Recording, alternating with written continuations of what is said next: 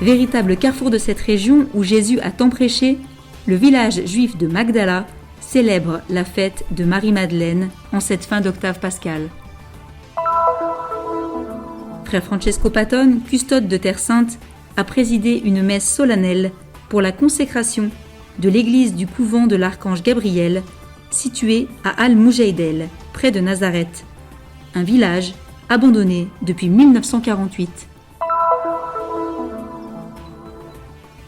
L'aggravation des conditions de vie des Gazaouis et la propagation de la pandémie de coronavirus ont conduit Caritas à s'engager davantage auprès des pauvres et des nécessiteux de la bande de Gaza. Les derniers fragments bibliques, retrouvés dans le désert de Judée, remontent à plus de 2000 ans et contribueront à fournir plus d'informations sur les textes de la Bible. Une réflexion du frère Francesco Patton sur la présence chrétienne en Terre Sainte et sur le rôle particulier des fidèles locaux.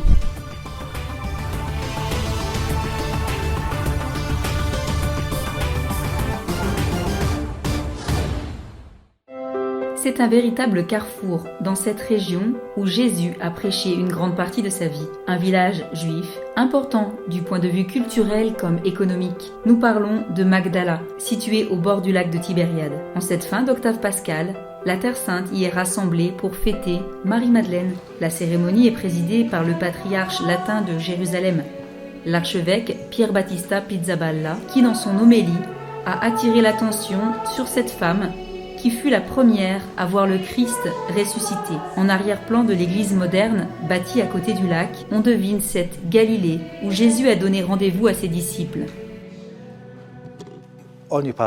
Chaque Pâque est différente, et pourtant elles se ressemblent toutes. Le message de Jésus demeure le même, mais c'est nous qui changeons. Alors, à chaque fois, il nous faut nous demander ce qu'il nous dit et recommencer. Avant toute chose, je pense que cela vaut pour aujourd'hui. On ne comprend pas tout, et l'important, c'est de ne pas rester là, repliés sur nous-mêmes, nous apitoyant sur notre sort, mais commencer à nous mettre en mouvement, car c'est en chemin que nous comprendrons. Des fouilles archéologiques ont mis à jour les précieux vestiges d'une synagogue de l'époque de Jésus, également visitée par de nombreux Israéliens. Un lieu qui vient souligner le lien étroit entre christianisme et judaïsme. Il y a un tourisme local, et je dois dire que c'est avec une grande surprise qu'ils nous demandent explicitement de venir visiter cet endroit. Ils veulent des explications et savoir ce qui s'est passé ici, pourquoi nous avons mis ces mosaïques. C'est une opportunité très intéressante au niveau de la rencontre interreligieuse. Magdala est également l'un des lieux à partir duquel observer l'évolution du secteur des pèlerinages sous ses différentes formes, un secteur fortement impacté par l'épidémie de coronavirus. Ici, en novembre 2019, les Légionnaires du Christ ont inauguré une grande structure d'accueil destinée aux pèlerins visitant la Terre Sainte. C'était 3 mois seulement avant la pandémie. Nous avons rouvert maintenant pour Pâques. Ces derniers mois, nous avons décidé de retransmettre la messe en direct. Puis, nous avons organisé 2 pèlerinages virtuels de toute la Terre Sainte. Nous avons commencé cette connexion entre le monde et la Terre Sainte. Je suis sûre que dès que possible, les pèlerins reviendront. Malheureusement, je pense qu'il faudra des années pour récupérer le volume de pèlerinage que nous avons connu en 2019. Purtroppo credo che ci vorranno possibilmente anni.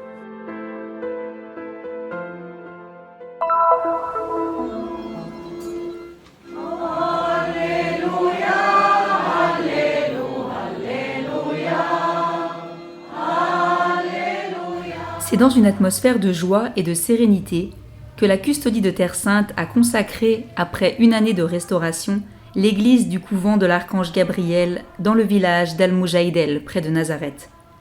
Le custode de Terre Sainte a présidé une messe solennelle, concélébrée par plusieurs prêtres, en présence de fidèles, dont la plupart appartiennent aux familles exilées du village depuis 1948. Nous avons effectué le jointement des pierres de tout l'ancien monastère et de l'église historique. Nous avons aussi aménagé un nouvel autel dédié à l'Archange Gabriel et le tabernacle pour le Saint-Sacrement. خاص للقربان الأقدس داخل المزار. Parmi les travaux, le carrelage de l'église, la rénovation de la façade ou encore le réseau électrique. Le gardien du couvent, frère Fadi Chaloufi, prépare ce lieu situé en pleine nature pour accueillir des retraites spirituelles. Le frère Francesco Patton, custode de Terre Sainte, n'a pas manqué de rappeler au cours de la célébration que l'ange Gabriel est l'ange de la bonne nouvelle. C'est lui qui a annoncé à la Vierge Marie qu'elle donnerait naissance à Jésus, soulignant ainsi que cette consécration coïncide avec une autre bonne nouvelle transmise à Pâques. En cette période de pandémie, les anges nous ont apporté une autre bonne nouvelle, qui nous donne tant d'espoir. Nous savons tous qu'en tant que chrétiens, nous pouvons trouver l'espoir lorsque nous accueillons Jésus, de l'Annonciation à la résurrection. Ce dimanche marque aussi une fête importante, celle de la Divine Miséricorde.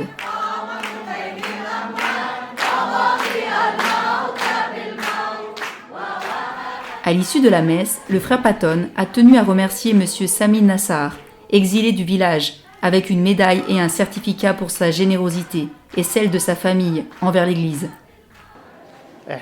Nous sommes originaires du village d'Al-Moujahidel. Les habitants ont été exilés et transférés à Nazareth.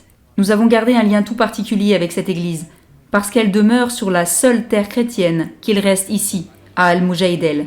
Il y a aussi une église grecque orthodoxe, mais elle a été abandonnée. Dans les différents lieux abandonnés et qui ne sont plus habités par les chrétiens, comme Séphoris ou Ein Karem, nous, frères franciscains, sommes présents et restons gardiens. Être gardien, c'est garder les lieux saints et les églises, y compris ici à Al-Moujahidel. Notre mission est d'informer la communauté chrétienne locale qu'elle peut recommencer à prier, en commençant par les premiers concernés, c'est-à-dire les habitants d'Al-Moujahidel. De cette manière, l'Église, qui est la maison de Dieu, et ce monastère peuvent se repeupler et procurer à chacun des moments de joie. Des rafraîchissements ont été offerts après la messe. Les prêtres ont accueilli les félicitations et salué les fidèles dans une ambiance festive.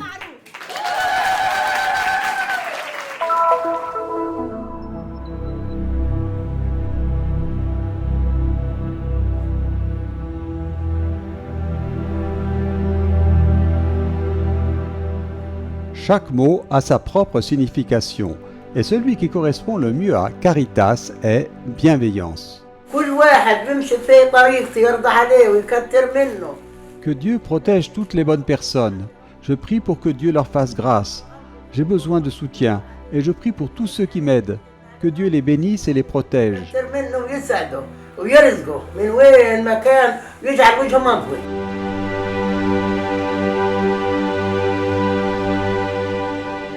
La pandémie de coronavirus a aggravé les conditions de vie, d'économie et de santé dans la bande de Gaza. Les employés du centre médical de Caritas Gaza ont donc retroussé leurs manches et ont commencé à effectuer des tests et à apporter les fournitures nécessaires aux patients infectés par le coronavirus. Il y a eu environ 10 000 visites à domicile.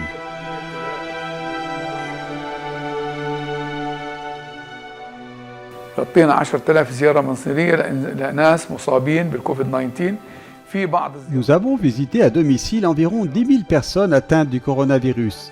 Certaines étaient des visites de suivi. Au départ, elles étaient limitées à la partie nord et à la province de Gaza, alors qu'aujourd'hui, nous couvrons presque toute la bande. Caritas a couvert à elle seule plus de 63% des visites à domicile, tandis que le ministère de la Santé et d'autres organisations non gouvernementales ont couvert les 37 restants. Tout a été fait pour donner toute l'assistance possible.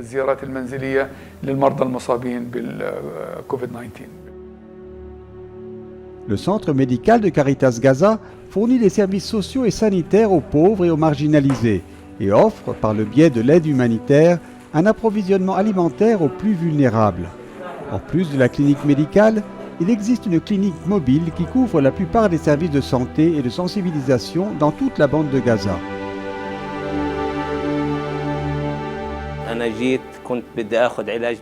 Je suis venu ici pour faire soigner ma femme, mais après un premier examen médical, il s'est avéré, même pour moi, que j'avais une augmentation significative de ma tension artérielle.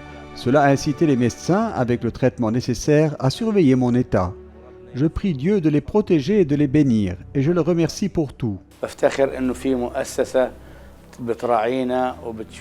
Je suis reconnaissant de la présence d'une telle institution qui tient compte de notre situation et prend en charge les patients diabétiques ayant des problèmes de tension artérielle ou des maladies chroniques. Je suis un patient diabétique souffrant d'hypertension artérielle et je fais de temps en temps les tests nécessaires. Je tiens à remercier Caritas pour le service et les soins qu'il nous apporte, en particulier à nous, les personnes âgées.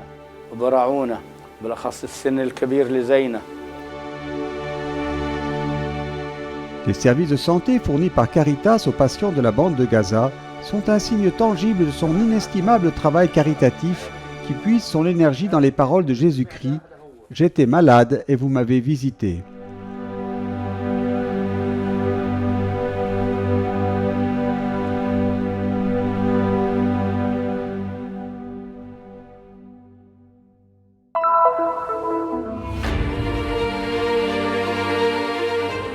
Lors de fouilles effectuées par l'autorité des Antiquités d'Israël, dans le désert de Judée, de nouveaux fragments bibliques ont été mis au jour. Ils vont permettre à la recherche de mieux comprendre les textes de la Bible.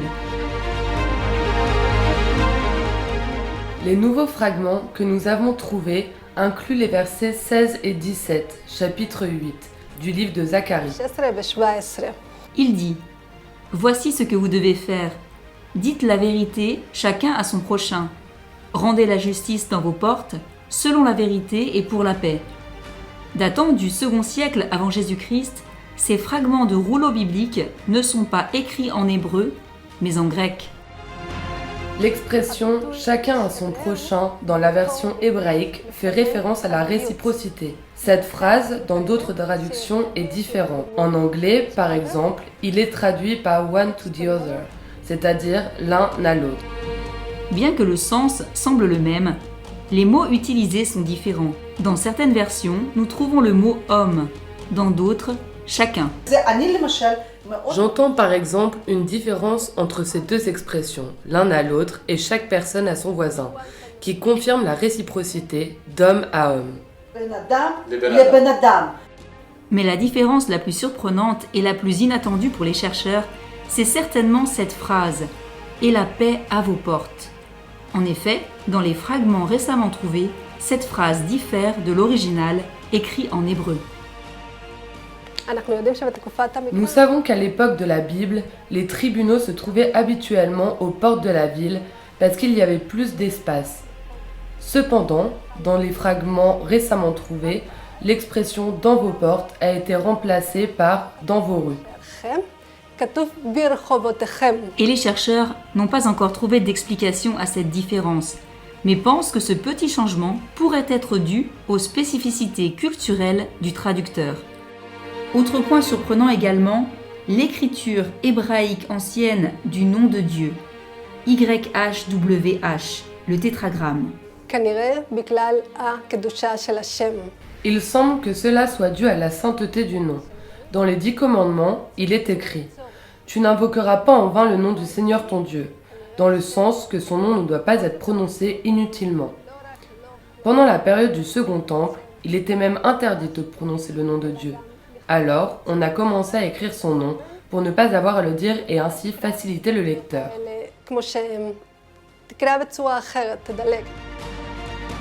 Le processus d'analyse et de lecture des textes anciens est ardu. Les chercheurs utilisent pour les lire la technique de l'imagerie multispectrale, considérée comme la plus avancée au monde. Chaque nouveau fragment, aussi petit soit-il, ouvre un océan d'informations que nous ne connaissions pas auparavant. Ces fouilles archéologiques ont également révélé des pièces de monnaie rares, datant de l'époque de la révolte de Bar Kokhba, que les Juifs ont menée contre les Romains au second siècle après Jésus-Christ. Les révolutionnaires ont enlevé le sceau romain et l'ont remplacé par un sceau à la symbolique juive, la palme et la harpe. Au cours des fouilles, le squelette d'une fille momifiée a également été retrouvé, enveloppé dans un tissu datant de plus de 6000 ans, et un panier, probablement le plus ancien du monde, qui remonte à plus de 10 000 ans. Les grottes, éparpillées dans le désert de Judée, cachent encore beaucoup d'informations sur ceux qui y ont trouvé refuge.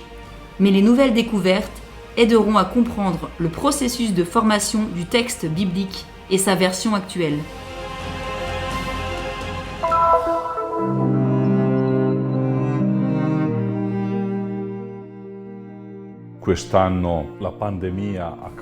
Cette année, la pandémie a causé des dommages très graves, en particulier aux chrétiens qui vivaient dans les zones de pèlerinage, parce qu'ils se sont retrouvés sans travail, et c'est quelque chose qui nuit non seulement aux individus, mais aux familles et aux communautés.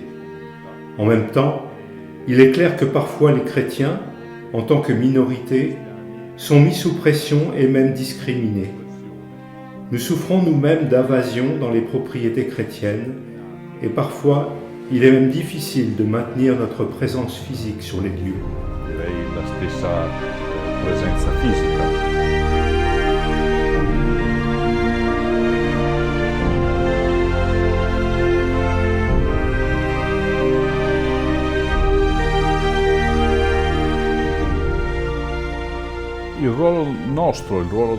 Notre rôle, celui de l'Église dans cette réalité, est avant tout de soutenir et d'encourager l'identité chrétienne.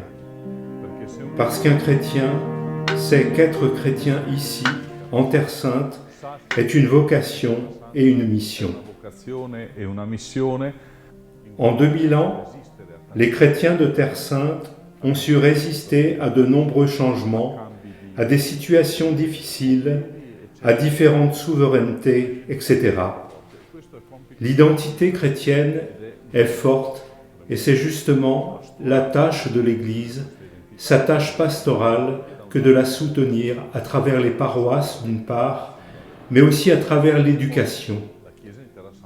L'Église de Terre Sainte a une mission sociale et je pense à la création d'emplois et à des projets de construction de logements pour les jeunes familles qui cherchent à fonder un foyer. Mais l'Église a aussi un rôle social en termes d'éducation. Les écoles sont un lieu décisif. Elle a encore une tâche particulière dans l'accueil de ceux qui, pour diverses raisons, sont obligés d'émigrer et se retrouvent déracinés de leur propre pays et communauté. Et puis, il y a aussi les chrétiens qui viennent de l'étranger pour travailler ici. C'est précisément parce qu'elle est la mère de tous que l'Église doit essayer de prendre soin et d'accompagner tout un chacun.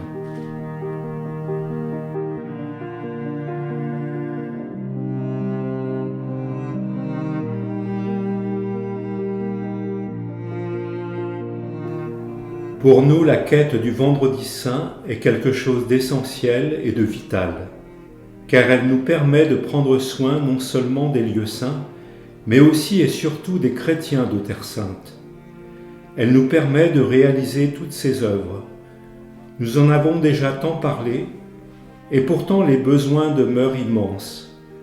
Les écoles, les activités pastorales, les œuvres d'assistance aux personnes en difficulté, pauvres et malades, ainsi que toutes les autres œuvres en faveur de nos frères qui vivent dans des situations difficiles au Liban et encore davantage en Syrie, ainsi que toutes les situations d'urgence qui ne sont malheureusement pas rares et qui ont été accentuées au cours de cette dernière année par la pandémie. Je tiens à remercier tous ceux qui ont collaboré et organisé la quête pour la Terre Sainte, à la fois les diocèses, les paroisses et tous les réseaux qui ont diffusé le message et l'appel à la solidarité envers les chrétiens de Terre Sainte.